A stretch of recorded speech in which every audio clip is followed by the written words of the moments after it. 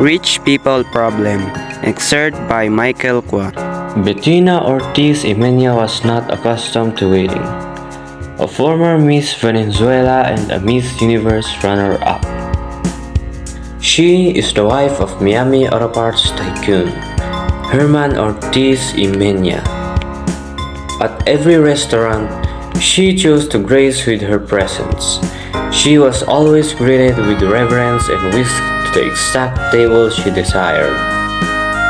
Today, she wanted the corner table on the terrace at Sip Sip, her favorite lunch spot on Harbor Island. She wanted to sit on one of the comfy orange canvas director's chairs and stare out at the gently lapping turquoise waters while eating her kale Caesar salad.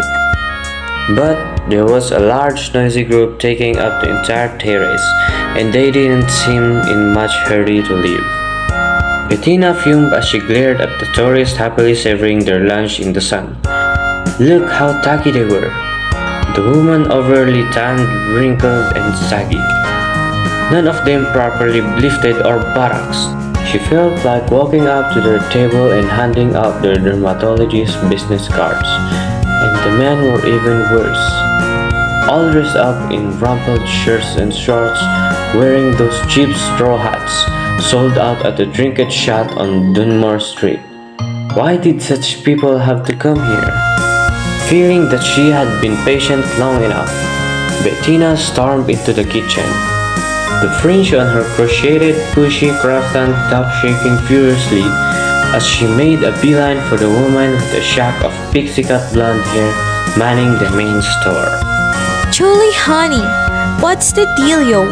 I've been waiting more than 15 minutes for my table. Sorry, Bettina. It's been one of those days.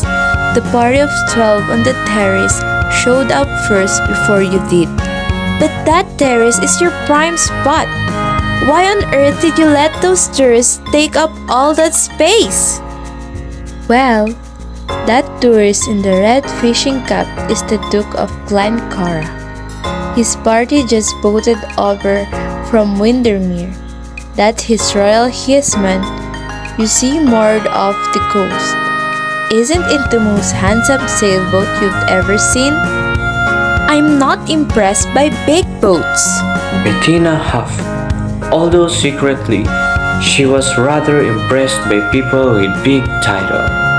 From the kitchen window, she surveyed the party assembled on the terrace with new eyes. These aristo-British types were such a strange breed.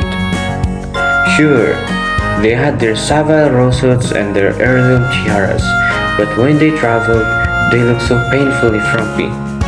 It was only then that Bettina noticed three tan, well-built men fitted in white t-shirts and black Kevlar pants, sitting at the adjacent table. These guys weren't eating but sat watchfully sipping glasses of seltzer water.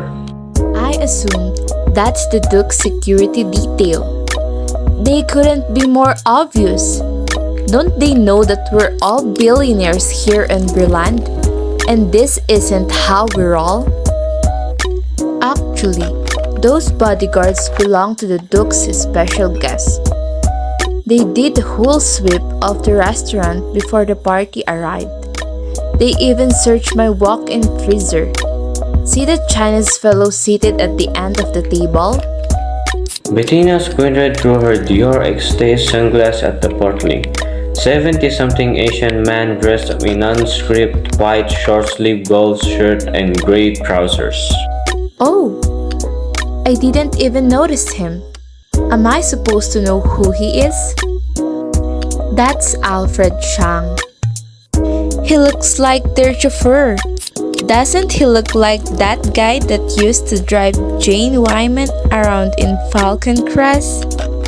From what I hear, that chauffeur is the most powerful man in Asia. What's his name again?